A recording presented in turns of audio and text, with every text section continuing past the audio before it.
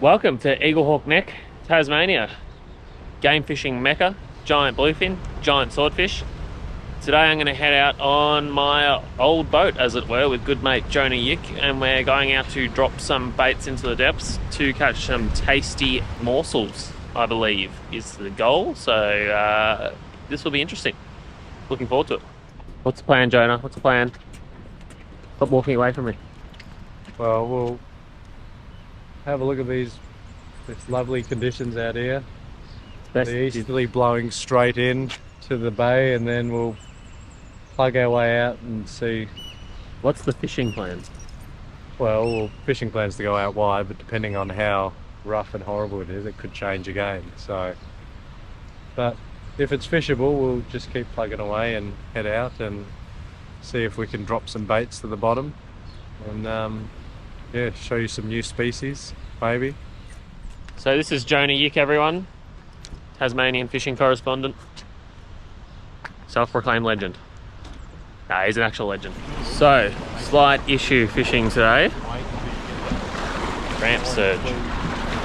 You look contemplative, Jonah. Yeah, I'm just seeing where they end. The majority aren't too bad. They're sort of stopping here, and then every so often there's a bigger one. See, look, this is about the line generally.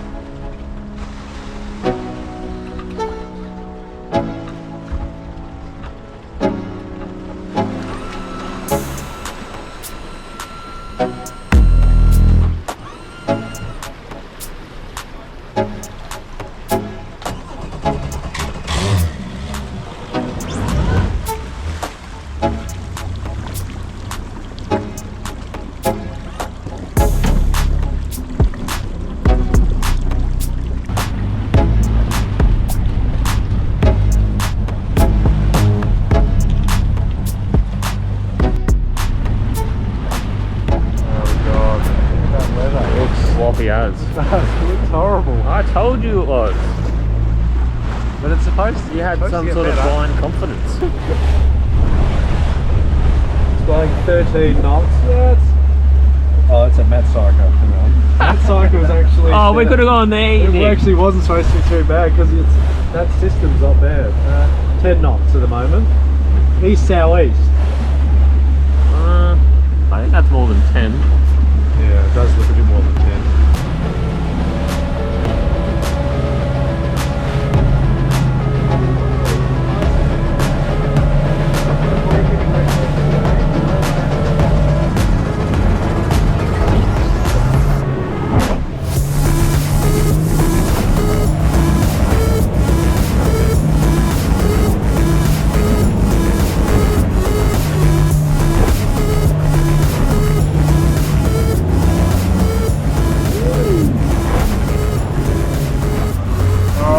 Probably about maybe 4 kilometres off the shelf, or the marks that I want to fish on the shelf.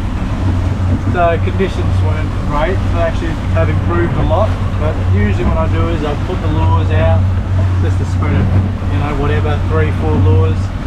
I do find that as you come over the edge first thing in the morning, there's a very good chance, or not a very good chance, but a reasonable chance that you might get a stray bluefin or albacore.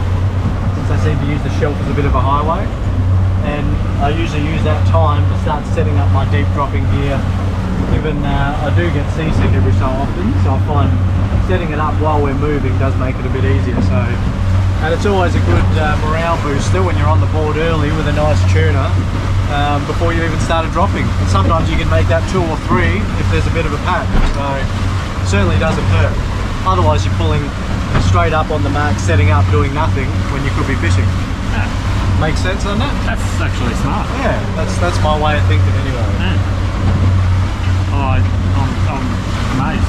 Did you know that was the explanation or not? No, it's very analytical of you. Now you see there is reason. I just pull up there and float around. Yeah, exactly. You're floating around for what, 15 minutes? Yeah, that's what I do. When you could be trolling, and imagine that. Enjoy that you bring to your That's right. The joy that you bring to your crew, when the reels are going off before we've even started the reel fishing. I mean, it's It's been a very effective technique over the years, and it's even more exciting because you don't expect it. Any fish you get on the trawl now is a bonus. And what's the rules and regs in Tassie in regards to hooks? So you're allowed 5 hooks per rod, and it's not so much about being greedy, but you're dropping down to half a kilometre depth, so every bait counts. You don't know what, you know, at some point one of them might get plucked off, one might fall off, so you want to give yourself as much chance as possible, given each drop takes about 7 minutes to hit the bottom. So pretty much just a sliver of Australian salmon there, hooked once through. Given their circles, you don't want to foul up the hook too much, so the circle can do its work down there. One there.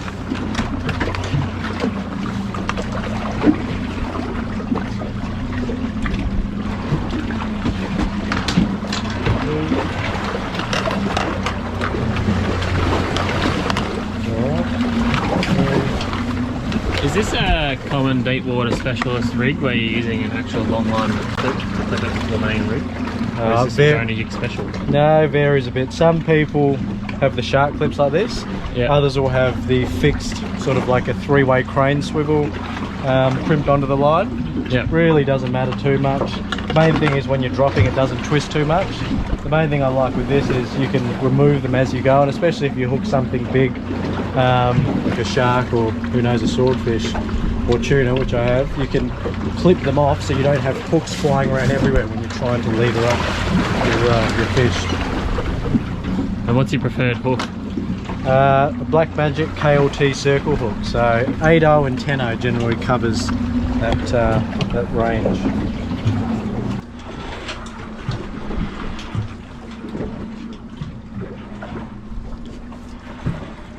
And here is the other thing I'd like to point out about this boat.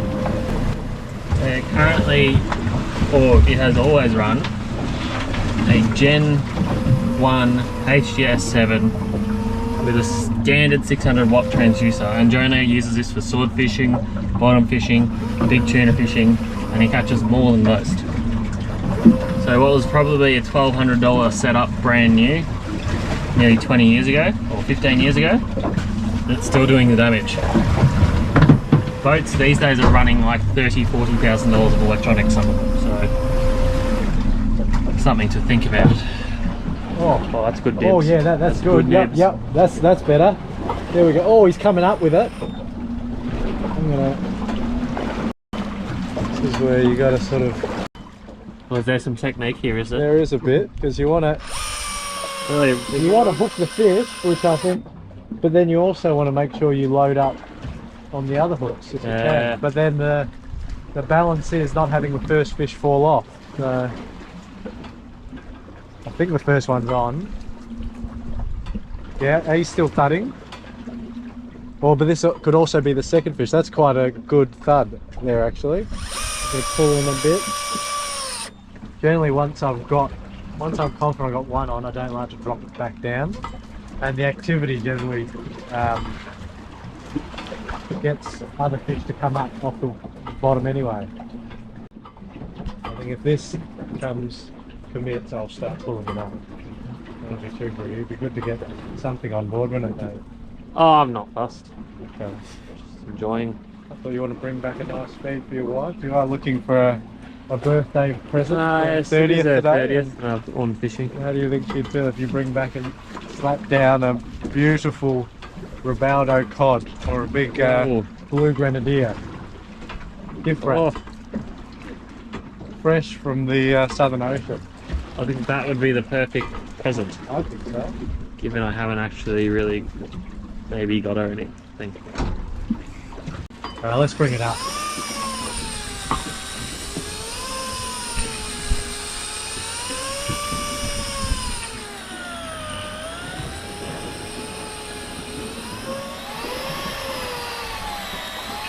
Far off.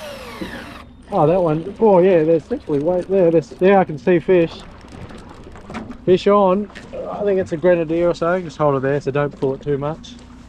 Yeah, it's a grenadier, I reckon. That bait's gone. Oh no, we got a jemmy. Got a jemmy. Beautiful gem fish. Go. Oh, Barracuda. Jemmy. We've lost a few baits, so. Those jennies are good eating, aren't they? Well, we've battled away with the conditions today. It's been absolutely horrible, but finally got a fish on the deck. Yeah, had the baits down for probably 5 minutes. Drifted through a new area and had some really hard bites. I think there were more than one fish, but we only got the one up. That's all right. We can reassess and put a few more fresh baits on. We lost a lot of baits on that drop, but yeah, we've got ourselves a nice gem fish relative to the barracuda, but much nicer eating, much less bones and beautiful firm flesh, so it's a good start. Bites. There you go. You see a bite, Jonah? I did see one. I saw one. Oh yeah, yeah. Good bites. Good bites. What's the technique? Well, I'll load up every one of those 700 hooks you've got on there. wait till you get a good set of bites, then I wind in for a little bit to set the hook, and then once I feel like one's on there, I leave it for the next fish to come up. Which sometimes work and sometimes doesn't. Generally, if they're Looks like a problem, is it? nah, just the single weight still. That does seem to keep wanting to come up.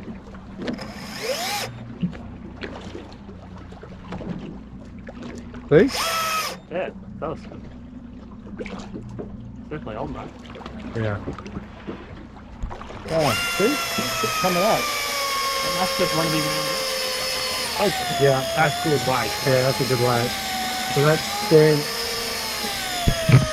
That's at 540 metres of line now. 450 depth. Yeah, that's that. Oh, see how it's soaring? We got so much belly out of soaring. It's either one good one or most of a good fish on. Oh, look at that. Oh, Yeah. look at this guy. He's a shy albatross, Jonah, just so you know. Wait. I don't know what these ones are. They look like mutton birds, but bigger. Some sort of Mutton gulls. petrel. Petrel, mutton petrel. It is exciting, isn't it? Oh. What is that? Oh, Alright, Mark, you ready? I'm going to pass this there. oh, look at these guys. They're ready for the steal.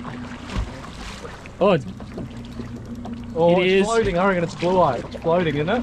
Oh, no, it is. I think there's a blue eye there. Alright. Yep, Oh, blue it's eye. a big blue eye. There I we mean, pretty big blue eye. Big enough. Oh. Do you find blue eye are on really tight areas? They can be, very much so. If they're in good numbers, sometimes you just get the odd one. Other times there are on one small patch. You really need to re-drift it and hit that exact area. Yep. And the only way to know that is re-drift it again, and then if you hook up again, you know they might be schooled up. If you don't, maybe that was just an odd one. Little fella. Nice to have it I got excited. That's reasonable to me. So this is, I'd probably it's maybe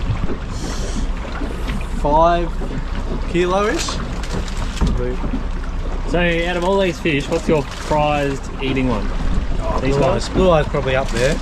Blue eye's up there. I mean, it is probably one of the most prized fish in, southern Australia. Also But I known do as like- a blue nose in New New Zealand. Zealand, that's right. Good bites. Oh, yeah. Big nibs. Oh yeah. So I guess there's a lot of people that don't see the appeal in electric fishing in general, Jonah. But once you're doing it, it's very exciting. So it's a lucky dip, and you truly are harvesting food for yourself and your family. You are. To eat. And there is a bit of a knack to it. Like, it's satisfying when you bring up a quality fish from the depths, especially if it's a bit rougher. You're battling the elements, and I mean, realistically, a lot of the times boat owners generally don't get to wind fishing that much, but you still get just as much satisfaction watching other people wind fishing, even though you haven't touched a rod. So I mean, it's a similar concept. I'm not winding this in, but it's still exciting seeing it, you know, loading up and not knowing what you've got. Exactly. You agree with that? I agree. Oh, what have we got? Oh, there's a granny there. It's a granny. There's something further down though. Oh, it's come off. Oh shit. Is there a gap? Yeah, yeah. Oh, the albatross is taking it. Get it off him. Just, I'll get this in and then This is the best. Wait. I thought there was more. I think we've... Oh, There's another one floating up. Yeah, I was going to say there's two. So we've got two. Hey! Alright, just back up. That's alright. Common that... back straight up to this one first, Mark. Oh, yeah. Keep going, keep going. Oh, keep going back. Amazing. Keep going back. Oh, no, stay back. Back, keep back, back. Okay, we got that back. And then comes over there. Goes forwards. I mean, needless to say, we're being very careful of not to actually hit the birds of course. with the retrieval gaff.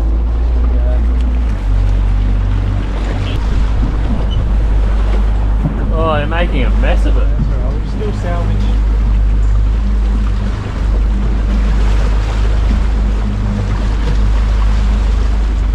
Burley pot's okay? Yeah, it's all good.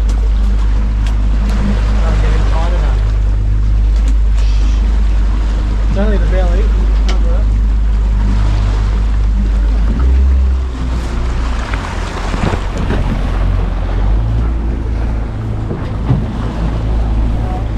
Oh, it's sinking! It's sinking! Oh, it's devastating. Oh, yeah, redrop here. So that was really unfortunate. The what were they? Oh, they were grenadier, weren't they? Blue grenadier. The grenadier we had on, one was real big, Yeah. and the other one was quite small. And we got the small one back, which is now in the back of Jonah's boat somewhere. Where is that fish?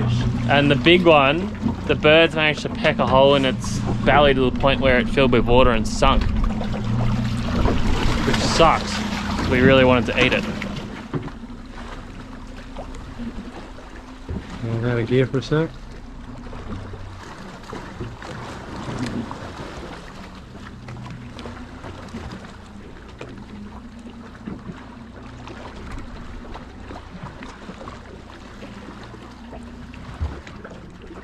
Yep, minute hits the bottom again. Yep, they're better bite. Yep. Oh. That's on. That's a blue eye. This? Yeah. Yeah, that's a blue eye. It'd be nice to get one more to... Yeah.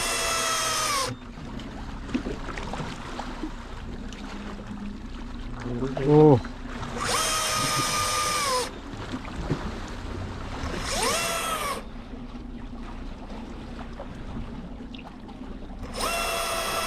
So left hand down, out of gear for a sec.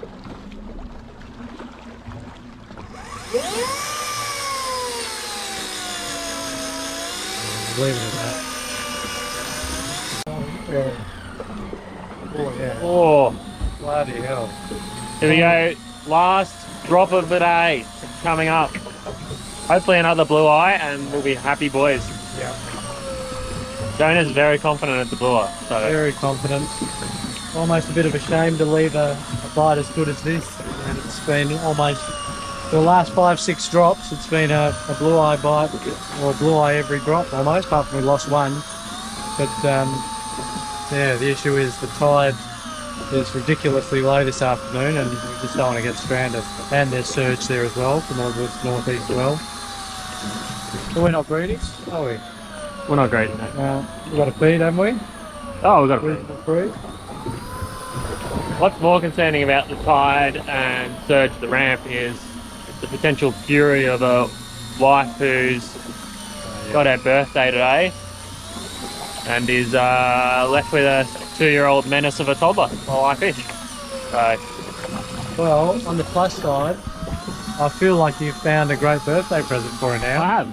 You said you I was waiting to find the right gift and Right? It's been down below us all along. Yeah. Half a kilometre down. I've tried to tell her that Yeah. all week. Last fish of the day. Oh! Here we go. Yep, she's still on, which is nice. Good to know. Down Colour. a bit. Good colour.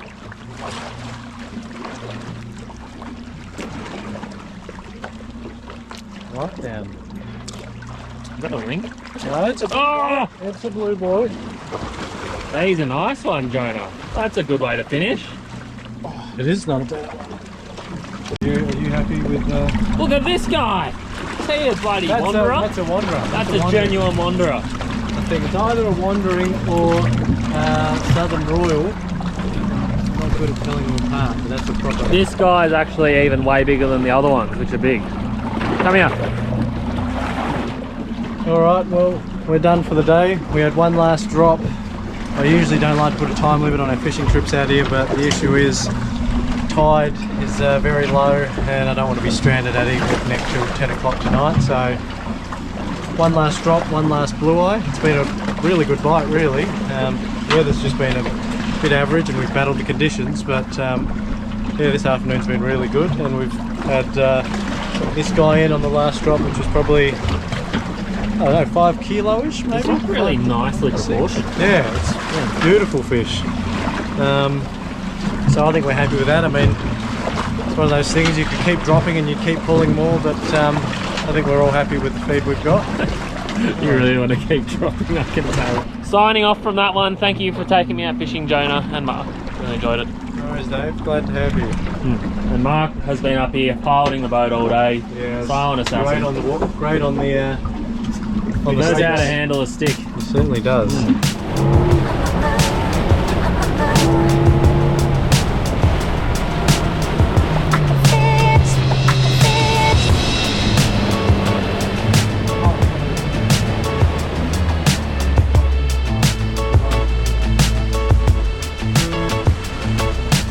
Oh.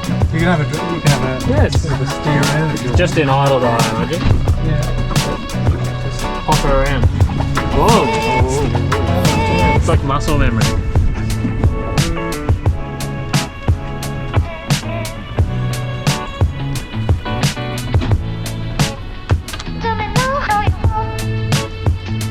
That's not too bad, actually. You're jumping out, are you?